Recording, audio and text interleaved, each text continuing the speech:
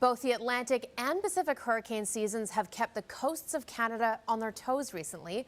Hurricane Joaquin threatened to landfall in the Maritimes, while remnants of Hurricane Ojo came very close to a BC landfall. But the two oceans could not have had more different seasons. Let's start on the east. A strengthening El Nino kept wind shear high this summer for the Atlantic basin. That helps to tear the storms up from the top. And indeed, as predicted, the overall activity this season has been quiet. Just 10 named storms, about 35% below normal so far. However, as we know, it only takes one, and that one was Hurricane Joaquin. Joaquin rapidly intensified to just shy of a Cat 5 in the first 3 days of October. With sustained winds well over 250 kilometers per hour, that made it the strongest hurricane in the Atlantic since Igor in 2010.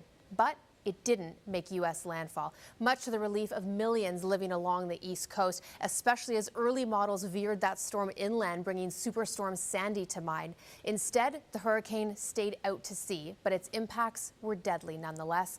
In lieu of direct impact, a very unusual combination of weather factors came together in just the right way to produce historic rainfall rates rarely experienced. Separate weather systems helped to funnel in tropical moisture from Hurricane Joaquin, all converging in a narrow corridor across South Carolina that led to at least 21 deaths. More rain fell in a few days in South Carolina than they get in 6 months.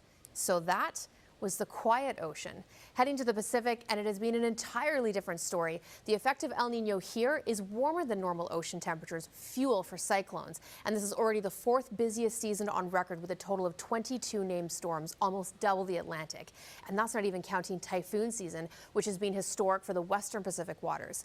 Those warm waters, along with the blob of above seasonal ocean temps off the BC coast, kept the remnants of Hurricane Ojo going all the way to a rare Alaska landfall. The last time a storm that formed this late in the season near Hawaii moved northeast was 1949.